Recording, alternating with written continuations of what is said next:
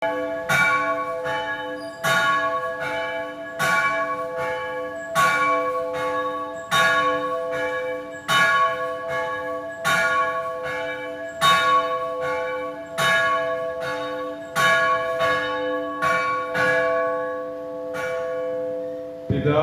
குமாரன் பரிசுத்த ஆவியின் திரியேக நாமத்தினாலே ஆமென். புதிய மாதமாகிய ஆகஸ்ட் மாதத்தின் முதல் நாள் ஆராதனைக்கு ஆரம்பமாக ஆண்டுடைய சமூகத்தில் நம்மை தாழ்த்தி ஜெபிப்போம் வாருங்கள். அன்பு நிறைந்த எங்கள் நல்ல ஆண்டவரே, உம்மை நன்றியோடு நாங்கள் துதிக்கிறோம், ஸ்தோத்தரிக்கின்றோம். 2020 ஆண்டின் 7 மாதங்களை கடந்து 8வது மாதமாகிய ஆகஸ்ட் மாதத்தை காணும் பாக்கியத்தை எங்களுக்கு தந்ததற்காக நன்றி. ஆண்டவரே, எங்கள் மத்தியிலே வாரும். நாங்கள் ஆலய ஆராதனை பங்கு பெற இயலாமல் இல்லங்களில் இருந்துமை நாங்கள் துதிக்க நீர் எங்களுக்கு கிருபை செய்வதற்காக உமக்கு நன்றி. இந்த ஆராதனை பொறுப்படுத்திக் கொள்ளும். ஆண்டவராகிய இயேசு இரட்சகரின் வழியாய் நாங்கள் கேட்கிறோம் எங்கள் நல்ல பிதாவே, ஆமென். நாம் ஆண்டவருடைய நாமம் மகிமைப்படும்படியாக கீர்த்தனை பாடல்களிலே துதித்து பாடிட பாத்திரமே துங்கவன் இயேசுவின் நாமமதே, துதிகளின் மத்தியில் வாசம் செய்யும் தூயினை நேயமாய் தோத்தரிப்போமே என்ற பாடலை பாடுவோம்.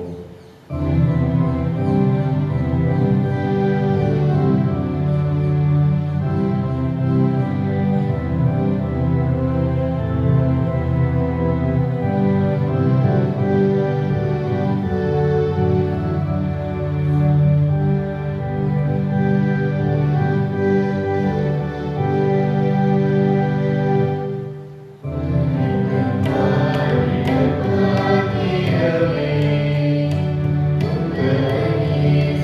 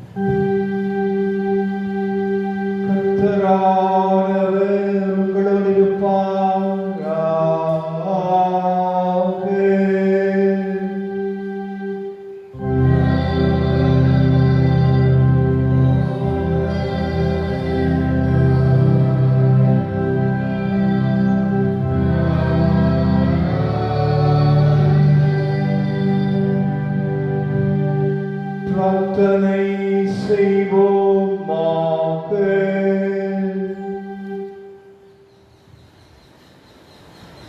அன்புள்ள பிதாவே, கடந்த மாதம் முழுவதும் உம்முடைய அளவற்ற கிருபை நன்மைகளுக்கு அருளுவதற்காக உமக்கு ஸ்தோத்திரம் செலுத்துகிறோம்.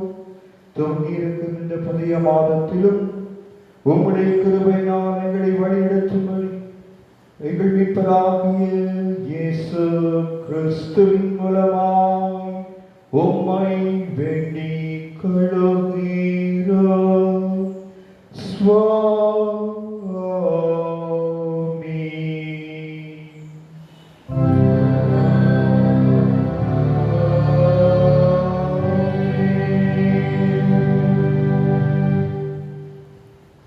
முதலாம் தேதியாகி இந்த ஆகஸ்ட் மாதத்தின் ஆராதனை வேளையிலே வாசிக்கும்படியாக தெரிந்துவிட்ட திருமறை பகுதி சங்கீதங்கள் 90ஆம் சங்கீதம் முதல் 12 வசனங்கள். ஆண்டவரே, தேவரே, தலைமுறை தலைமுறையாக எங்களுக்கு அடைக்கலமானவர். பர்வதங்கள் தோன்றும் ஒன்றும் நீர் பூமியையும் உலகத்தையும் உருவாக்கும் ஒன்றும் நீரே அநாதியாய் என்றென்றைக்கும் தேவனாக இருக்கிறேன். நீ மனுஷனை நீர் தோழி ஆக்கி மனுபுத்திரரை திரும்புங்கள் என்கிறேன். உமது பார்வைக்கு 1000 வருடம் நேற்று கழிந்த நாள் போலவும் ராட்சாமம் போலவும் இருக்கிறது. அவர்களை வெள்ளம் போல வாரிக்கொண்டு போகிறேன். நித்திரைக்கு ஒத்திருக்கிறார்கள், காலையிலே மலைக்கிற புல்லுக்கு ஒப்பாக இருக்கிறார்கள். அது காலையிலே மழைத்து போற்று மாலையிலே அறப்பட்டு விழுந்து போவோம். நாங்கள் உமது கோபத்தினாலே அழிந்து உமது உக்கரத்தினாலே கலங்கி போகிறோம். எங்கள் அக்கிரமங்களை முன்பாகவும் எங்கள் அந்தரங்க பாவங்களை உமது முகத்தின் வெளிச்சத்திலும் நிறுத்தினீர். எங்கள் நாட்களெல்லாம் உமது கோபத்தால் போய்விட்டது. ஒரு கதையை போல எங்கள் வருஷங்களை கழித்து போட்டோம். எங்கள் ஆசை நாட்கள் 70 வருஷம், பலத்தின் விதியாய் 80 வருஷமாக இருந்தாலும் அதன் மேன்மையானது வருத்தமும் சஞ்சலமே. அது சீக்கிரமாய் கடந்து போகிறது, நாங்களும் பறந்து போகிறோம். உமது கோபத்தின் பலனையும் உமது பயப்படத்தக்க விதமாய் உமது உக்கரத்தை அறிந்து கொள்ளுகிறவன் யார்? நாங்கள் ஞான இதயம் உள்ளவர்களாகும்படி எங்கள் நாட்கள் இன்னும் அறிவு எங்களுக்கு போதித்தருளும் என்பது பிதாவுக்கும் ஆரோக்கிய பிரசாதம் மகிமை உண்டாவதாக. ஆதிலும் இப்பொழுது எப்போதுமான சதா காலங்களிலும் இருக்கிறபடியே ஆமென். நாம் எல்லாரும் ஒன்றிணைந்து இந்த உலகத்தில் இருக்கிற அனைத்து திருச்சபை மக்களோடும் ஒருமனப்பட்டவர்களாக நம்முடைய விசுவாசத்தை அப்போஸ்தலர் விசுவாச பிரமாணத்தின் மூலம் அறிக்கை செய்வோம். வாருங்கள். பரலோகத்தையும் பூலோகத்தையும் படைத்த சர்வத்திற்கு வல்ல பிதாவாகிய பராபரனை விசுவாசிக்கிறேன். அவருடைய உண்டான குமாரும் நம்முடைய மீட்புமாகிய ஆண்டவராகிய இயேசு கிறிஸ்துவை விசுவாசிக்கிறேன். இவர் பரிசுத்த ஆவியினாலே கன்னிமரியாளிடத்தில் பிறந்து புதிய பிரார்த்தனைகள் பாடுபட்டு சிலுவையில் அறிந்து வரித்தடக்கம் செய்யப்பட்டார். பாதாளத்திலேயே 3ஆம் நாளில் மரித்தெழுந்து உயிர்த்தெழுந்தார்.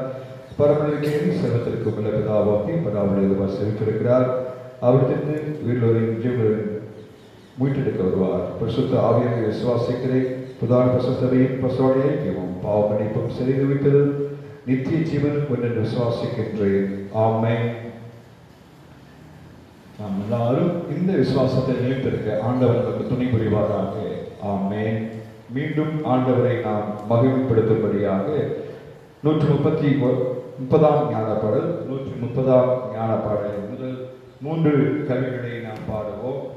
130வது ஞானப்பாடலின் முதல் 3 கவிகளை நாம் பாடலாம். நான் தேவரீரை கர்த்தரை துதிப்பேன், அடியேன் எல்லாரின் முன்னும் உம்மையை அறிக்கை பண்ணுவேன்.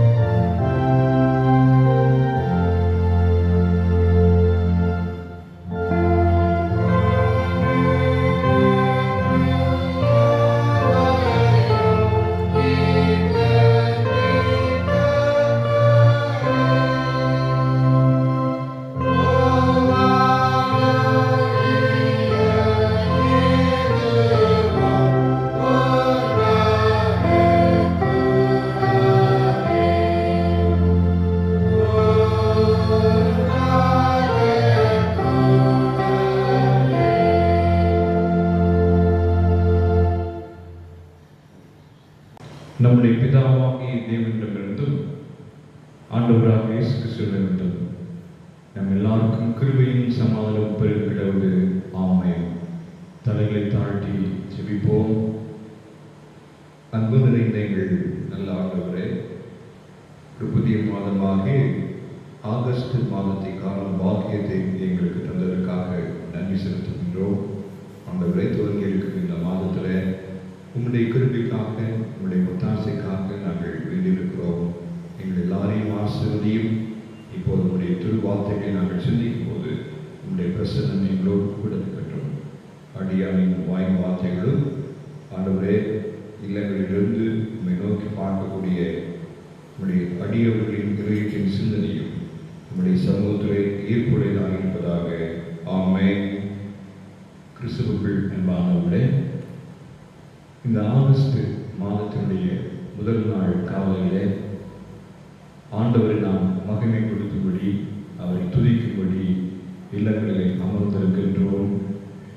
கர்த்தர் 7 மாதங்களாய் நம்மை பாதுகாத்திருக்கிறார். அதற்காக நாம் நன்றி செலுத்துவோம். இன்று நாம் சிந்திக்கும்படியாக கொடுக்கப்பட்டிருக்கக்கூடிய திருமறை பகுதி பரிசுத்த யோவான் எழுதின சுவிசேஷம் 15ஆம் அதிகாரம் 26ஆம் வசனம். யோவான் 15ஆம் அதிகாரம் 26ஆம் வசனத்தை நாம் வாசிக்க கேட்போம். பிதாவினிடத்திலிருந்து நான் உங்களுக்கு அனுப்பப் போகிறவரும் பிதாவினிடத்திலிருந்து புறப்படுவருமாகிய சத்திய ஆவியாகிய தேற்றரவாளன் வரும்போது அவர் என்னை குறித்து சாட்சி கொடுப்பார். 7 மாதங்களை நாம் கடந்து வந்திருக்கின்றோம். உலகிலே அசாதாரணமான ஒரு சூழல் நிலவுகின்றது. அது நீடித்துக் கொண்டும் இருக்கிறது. எப்பொழுது முடிவு வரும் என்று சொல்லி யாருக்கும் தெரியாத ஒரு நிலை. இந்த உலகத்தில் இருக்கின்ற எல்லா நாடுகளுக்குமே பல விதங்களிலே பாதிப்பு. வல்லரசு நாடுகள், வளர்ந்து வரும் நாடுகள், அதே போல வறுமைக்கு கொண்டு கீழ் உள்ள நாடுகள், எல்லா நாடுகளிலுமே பாதிப்பு. ஒரு நாடு மற்றொரு நாட்டுக்கு உதவி செய்ய முடியாத ஒரு நிலை. கொள்ளை நோய்க்கு மருந்து இன்னும் சரியாக கண்டுபிடிக்கப்படாத ஒரு சூழல். இவற்றின் மத்தியிலே தேவாதி தேவன் நம்மை வழிநடத்தி வந்து கொண்டிருக்கின்றார். இந்த புதிய மாதத்தை காணும் பாக்கியத்தை நமக்கு கொடுத்திருக்கிறார். ஜீவனை நமக்கு தந்திருக்கின்றார். நமக்கு இருக்கக்கூடிய ஒரே நம்பிக்கை நம்முடைய தேவன் மாத்திரமே. இன்றைக்கு வாசிக்கின்ற அந்த வசனத்தை பார்க்கிற போது சத்திய ஆவியாகிய தேற்றரவாளன் வருவார். சத்திய ஆவியாகிய தேற்றரவாளன் வருவார். பரிசுத்த ஆவியானவரை குறித்து அங்கு சொல்லப்பட்டிருக்கிறதை நாம் அறிந்திருக்கின்றோம். தேற்றரவாளன், நம்மை தேற்றுகிறவர், நம்மை ஆறுதல் படுத்துகிறவர், நமக்காக அவர் நம்மிடையே இருக்க வருகிறார் என்று சொல்லி இயேசு கிறிஸ்து பரிசுத்த ஆவியானவரை குறித்து சொல்லப்பட்ட ஒரு வசனம் என்பது நமக்கு நன்றாக தெரியும். இந்த மாதத்திற்கு நமக்கு கொடுக்கப்பட்டிருக்கிற தலைப்பு நமது ஆறுதல். தேவன் தாமே நமக்கு ஆறுதல், பரிசுத்த ஆவியானவர் தாமே நமக்கு ஆறுதல் என்பதை இங்கு நமக்கு தெளிவுபட வசனம் சுட்டி காட்டுகிறது. ஒருவருக்கு ஒருவர் நாம் உதவி செய்யக்கூடிய முடியாத நிலையில பரிசுத்த ஆவியானவர் தாம் நமக்கு உதவி செய்கிறவராய், நம்மை பலப்படுத்துகிறவராய், நமக்கு ஆறுதல் செய்கிறவராக இருக்கின்றார். இந்த பரிசுத்த ஆவியானவரை குறித்து ஒரு கிரேக்க சொல் பாராக்லேத்தோஸ் என்ற சொல் மொழிபெயர்க்கப்படும் போது துணையாளர் என்று மொழிபெயர்க்கப்படுகிறது. அந்த சொல்லுக்கு 4 விதமான பெயர்கள் அவர்கள் தருகிறார்கள். 1 வாதாடுபவர், 2 பரிந்து பேசுகிறவர், 3வது ஆறுதல் அளிப்பவர், 4வது ஊக்கம் ஊட்டுபவர். ஆறுதல் தருகிறவராகிய நம்முடைய பரிசுத்த ஆவியானவர் நம் மத்தியிலே இருக்கிறார். ஆகவே நாம் இந்த உலகத்தின் பார்வையிலே எதை கொண்டும் பயப்பட தேவையில்லை என்பதை ஆண்டவர் உறுதியாக இந்த மாத துவக்கத்தில் உங்களுக்கும் எனக்கும் கற்றுக் கொடுக்கிறவராக இருக்கிறார். யாருமே நமக்கு ஆறுதல் இல்லை என்ற சூழலில் பரிசுத்த ஆவியானவர் மாத்திரமே நமக்கு ஆறுதல். ஆண்டவராக இயேசு கிறிஸ்து இந்த உலகத்திலே பணி செய்த போது பல இடங்களிலே சென்று மக்களை சந்தித்து அவர்களுக்கு ஆசீர்வாதங்களை தந்தார், நன்மைகளை செய்தார். சீடர்களும் ஆண்டவராக இயேசு கிறிஸ்து கூட இருந்தார்கள். ஆண்டவராக இயேசு கிறிஸ்து தன்னுடைய பணியை நிறைவேற்றி பிதாவிடத்திற்கு போகும் வேளை வந்தபோது அவர் 11 பேரும் பயத்தோடு கூட இருந்தார்கள். பயத்தோடு கூட நாம் என்ன செய்ய முடியும் என்பதை அவர்கள் சிந்தித்துக் கொண்டிருந்தார்கள். அப்பொழுதுதான் இயேசு கிறிஸ்து சொல்லுகிறார், நான் உங்களுக்காக பரிசுத்த ஆவியானவரை அனுப்புவேன், சத்திய ஆவியாக தேற்றரவாளன் உங்களுக்காக வருவார் என்று சொல்லி சீடர்களுக்கு அவர் தெளிவுபட சொல்லுகிறதை நாம் அறிந்திருக்கின்றோம். அந்த தேற்றரவாளன் தான் நம்மை தேற்றுகிறவராய் ஆறுதல் படுத்துகிறவராக இருக்கின்றார். நாம் இந்த உலகத்தில் பல நிலைகளில் நமக்கு அச்சுறுத்தல் வந்தாலும், பயம் நம்முடைய உள்ளத்தில் இருந்தாலும், நமக்கு ஆறுதல் பரிசுத்த ஆவியானவராகிய திரியேக தெய்வம் மாத்திரமே என்பதை நாம் உறுதியாய் நம்முடைய உள்ளத்திலே பறித்துக் கொள்வதற்கு ஆண்டவர் உங்களையும் என்னையும் அழைக்கின்றவராக இருக்கின்றார். ஆகவே அவர்தான் ஆறுதல். பழைய ஏற்பாட்டின் காலத்தில் நாம் பார்க்கிற போது தேவனுடைய ஆவியானவர் யாரெல்லாம் அதற்காக வாஞ்சிக்கிறார்களோ, அவை வேண்டும் என்று சொல்லி வேண்டிக் கொள்கிறார்களோ அப்போது அருளப்படும். ஆனால் இந்த புதிய ஏற்பாட்டின் காலங்களில் பரிசுத்த ஆவியானவர் நம்முடைய உள்ளத்திலே தங்கி இருக்கிறவராக இருக்கின்றார். இயேசு கிறிஸ்து சொன்னார், நான் உங்களை திக்கற்றவர்களாக விடேன், பரிசுத்த ஆவியானவரை அனுப்புவேன் என்று சொல்லி அவர் வாக்கு கொடுத்தார். அந்த வாக்கு மாறாதவராய் பரிசுத்த ஆவியானவர் நம் மீது பொழியப்பட்டார். நம்முடைய உள்ளத்தில் பரிசுத்த ஆவியானவரை ஏற்றுக்கொள்வது அவசியம் என்பதைத்தான் இங்கு ஆண்டவர் நமக்கு சொல்லுகின்றார். யோவான் எழுதிய சுவிசேஷம் 14ஆம் அதிகாரம் 16ஆம் வசனத்தை நாம் வாசிக்கும் போது, யோவான் 14:16, நான் பிதாவை வேண்டிக் கொள்ளுவேன், அப்பொழுது என்றென்றைக்கும் உங்களுடனே கூட இருக்கும்படிக்கு சத்திய ஆவியாகிய வேறொரு தேற்றரவாளனை அவர் உங்களுக்கு தந்தருளுவார். என்றென்றைக்கும் உங்களோடு கூட இருக்கக்கூடிய பரிசுத்த ஆவியானவர் தேற்றரவாளனை அனுப்புவேன் என்று சொல்கிறார். ஆகவே நம்முடைய உள்ளத்துல அந்த பரிசுத்த ஆவியானவர் தங்கி இருப்பதே நமக்கு ஆறுதல். காரணம், அவர் நம்மை பலப்படுத்துகிறார், நம்மை வழிநடத்துகிறார், நமக்கு ஆலோசனை தருகிறார், நம்மை நெறிப்படுத்துகிறார். நாம் சரியான பாதையை செல்வதற்கு அவர் நம்மை வழி நடத்துகிறவராக இருக்கிறார். ஆகவே எல்லாவற்றுக்கும் ஒட்டுமொத்தமாய் அவர்தான் ஆறுதலாக இருக்கிறார் என்பதை இந்த வசனத்தில் நாம் உறுதிப்பட வாசிக்க கேட்டோம். 1 கொரிந்தியர்ல 3ஆம் அதிகாரம் 16வது வசனத்தில் வாசிக்கும் போது, 1 கொரிந்தியர் 3ஆம் அதிகாரம் 16வது வசனம், நீங்கள் தேவனுடைய ஆலயமாய் இருக்கிறீர்கள் என்றும் தேவனுடைய ஆவி உங்களில் வாசமாய் இருக்கிறது என்றும் அறியாதிருக்கிறீர்களா? நீங்கள் அறியாமல் இருக்கிறீர்களா? நாம் இந்த உலகத்திலே நம்முடைய இருதயம் ஆண்டவருடைய ஆலயமாய் இருக்கிறது. அந்த ஆவியானவர் நம்முடைய உள்ளத்திலே வாசம் செய்கிறவராக இருக்கிறார். அவர்தான் நமக்கு ஆறுதல் என்பதை அறியாமல் நாம் இருக்கிறோமா? சற்று சிந்தித்து பார்க்க அழைக்கப்படுகிறோம். இந்த ஆகஸ்ட் மாதத்தின் முதல் தேதியில அவர்தான் நமக்கு ஆறுதல், அவர்தான் நமக்கு எல்லா நிலைகளிலும் உறுதியாக துணையாக இருக்கிறார் என்பதை ஆண்டவர் நமக்கு ஒவ்வொரு நாளும் சுட்டி காட்டுகிறவராக இருக்கிறார். சங்கீதங்களின் புத்தகத்தில் 94ஆம் சங்கீதம் 19வது வசனம், சங்கீதங்கள் 94:19, என் உள்ளத்தின் விசாரங்கள் பெருகுகையில் உம்முடைய ஆறுதல்கள் என் ஆத்மாவை தேற்றுகிறது. உம்முடைய ஆறுதல் என் ஆத்மாவை தேற்றுகிறது, என் ஆத்மாவை பலப்படுத்துகிறது. எனக்கு ஆறுதல் ஆண்டவர் தான், பிதாதான் என்பதை இங்கு அந்த சங்கீதக்காரன் தன்னுடைய அனுபவத்திலே வெளிப்படுத்துகிறார். ஆகவே பரிசுத்த ஆவியானவர் இன்று நம் மத்தியிலே நம்முடைய உள்ளத்திலே வாசம் செய்கிறவராக இருக்கின்றார். அப்போஸ்தலர் நடவடிக்கைகள்ல 9ஆம் அதிகாரத்துல 31ஆம் வசனத்தில் நாம் காணும்போது, அப்போஸ்தலர் நடவடிக்கைகள் 9ஆம் அதிகாரம் 31வது வசனம், அப்பொழுது யூதேயா, கலிலேயா, சமாரியா நாடுகளில் எங்கும் சபைகள் சமாதானம் பெற்று பக்தி விருத்தி அடைந்தது. கர்த்தருக்கு பயப்படுகிற பயத்தோடும் பரிசுத்த ஆவியின் ஆறுதலோடும் நடந்து பெருகின. வளர்ந்து பெருகுவதற்கு பரிசுத்த ஆவியின் ஆறுதல், எல்லா இடங்களிலும் சபைகள் பெருகுவதற்கு பரிசுத்த ஆவியானவர் துணையாக இருந்தார் என்று அந்த வசனத்திலே நாம் வாசிக்கிறோம். இன்றும் நம்முடைய வாழ்க்கையில பல இக்கட்டுகள் இருந்தாலும் திருச்சபையின் காரியங்களில் நாம் வளர்ந்து பெருகுவதற்கு செய்வதற்கு, பல நிலைகளிலே இன்னும் ஆண்டவருக்கு சாட்சியாய் வாழ்வதற்கு ஆண்டவர் நம்மை அழைக்கின்றார். அதே அப்போஸ்தலர்கள் 9ஆம் அதிகாரம் 17ஆம் வசனம் சொல்கிறது. அப்போஸ்தலர் 9:17. அப்பொழுது அனனியா போய் வீட்டுக்குள் பிரவேசித்து அவன் மேல் கையை வைத்து, சகோதரனாய சவுலே, நீ வந்த வழியிலே உனக்கு தரிசனமான இயேசுவாகிய கர்த்தர் நீ பார்வை அடையும்படிக்கும் பரிசுத்த ஆவியினாலே நிரம்பும்படிக்கும் என்னை அனுப்பினார் என்றார். அனனியா இந்த சவுலாக இருந்த மனிதனை சந்தித்து அவன் பவுலாய் மாறுவதற்கு ஆண்டவர் உதவி செய்த சம்பவத்தை இங்கு நாம் வாசிக்கின்றோம். சவுல் இயேசு கிறிஸ்துவிய மக்களை துன்பப்படுத்துவதற்காக தன்னை ஒவ்வொரு நாளும் ஈடுபடுத்திக் கொண்ட மனிதன்.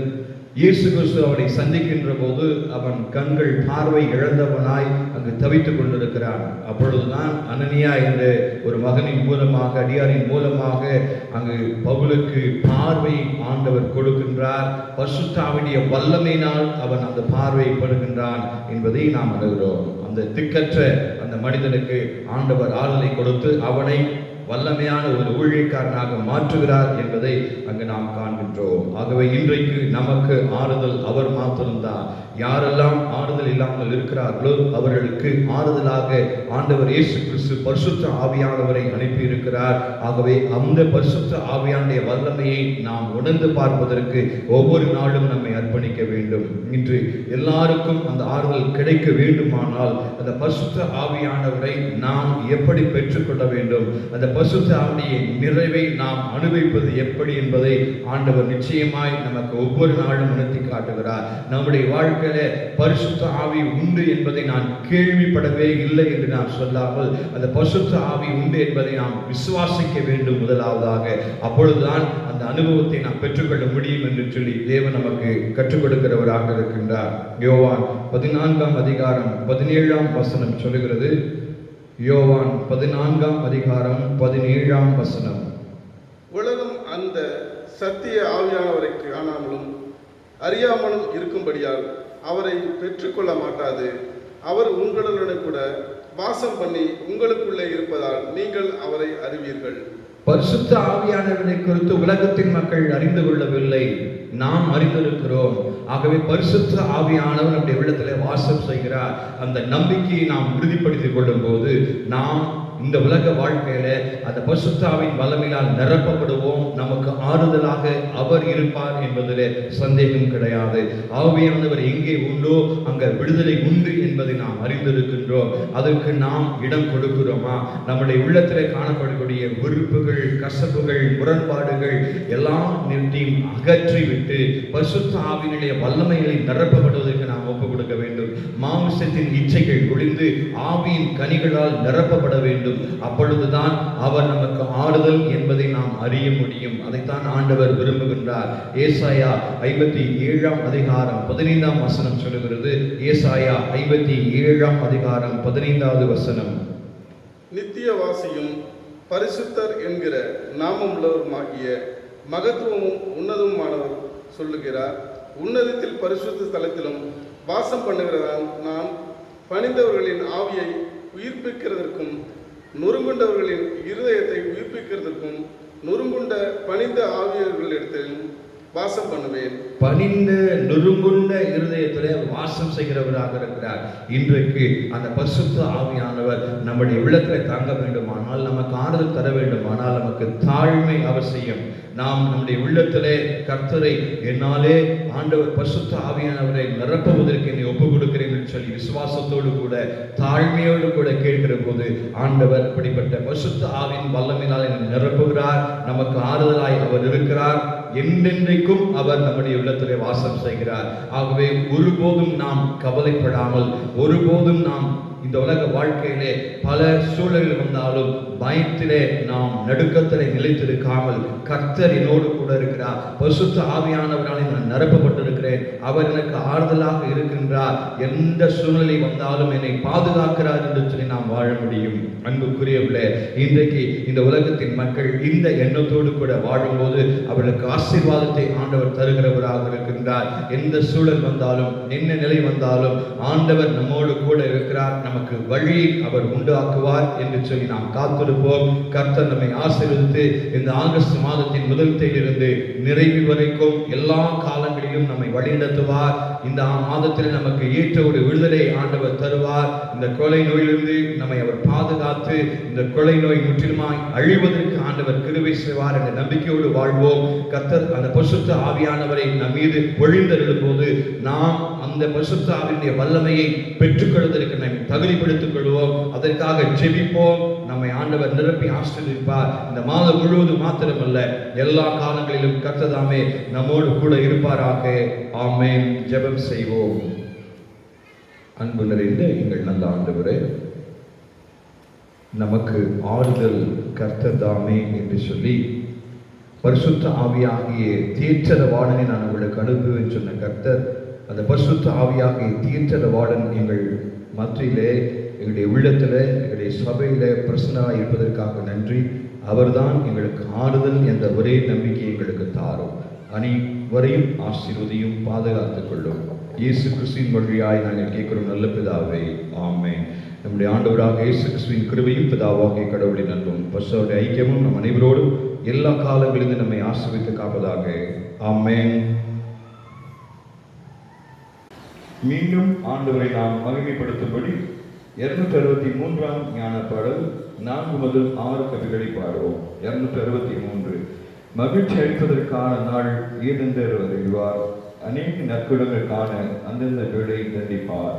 விரைவிலே திரும்பவும் தெய்வன்பு பூரிப்பை தரும். 4 முதல் 6 கவிகளை பாடுவோம்.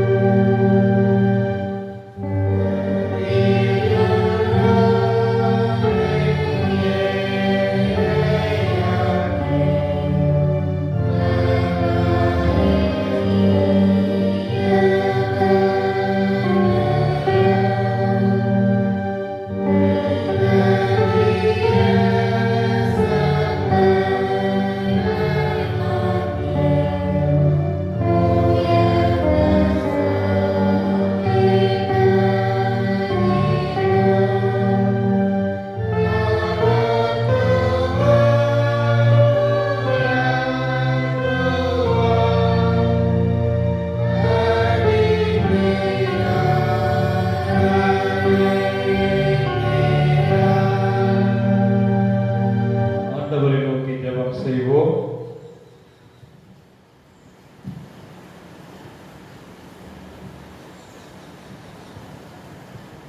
அன்பு நிறைந்த நல்ல ஆண்டவரே, நன்றியோடு நாங்கள் துதிக்கிறோம், ஸ்தோத்தரிக்கின்றோம். கர்த்தர் கிருபையாய் எங்களை பாதுகாத்து வந்ததற்காக நன்றி. 2020ஆம் ஆண்டினுடைய 7 மாதங்களை கடந்து வந்திருக்கின்றோம். இந்த ஆகஸ்ட் மாதத்தின் முதல் தேதியிலே நாங்கள் மகிமைப்படுத்துகிறோம், ஸ்தோத்தரிக்கின்றோம். உலகம் முழுவதும் பாடுகளின் மத்தியிலே அநேக மக்கள் உயிரை இழந்திருக்கின்ற சூழலிலே உம்மை நோக்கி நாங்கள் பார்க்கிறோம். கர்த்தர் எங்கள் ஜீவனை பாதுகாத்ததற்காக நன்றி. தொடர்ந்து எங்கள் எல்லாரையும் நீங்கள் ஆசீர்வதிங்க ஆண்டவரே. இந்த மாத துவக்கத்திலே நீரே எங்களுக்கு ஆறுதல் என்று சொல்லி நாங்கள் வசனத்தை தியானிக்கும்படி நீர் கிருபை செய்ததற்காக நன்றி. எங்களை ஆறுதல் படுத்துகிற தேவன் எங்களோடு பரிசுத்த ஆவியானவராய் நிறைந்திருப்பதற்காக நன்றி. கர்த்தர் காத்துக் கொள்ளுங்க. உலகம் முழுவதும் சமாதானத்தையும் அமைதியும் தாங்க ஆண்டவரே.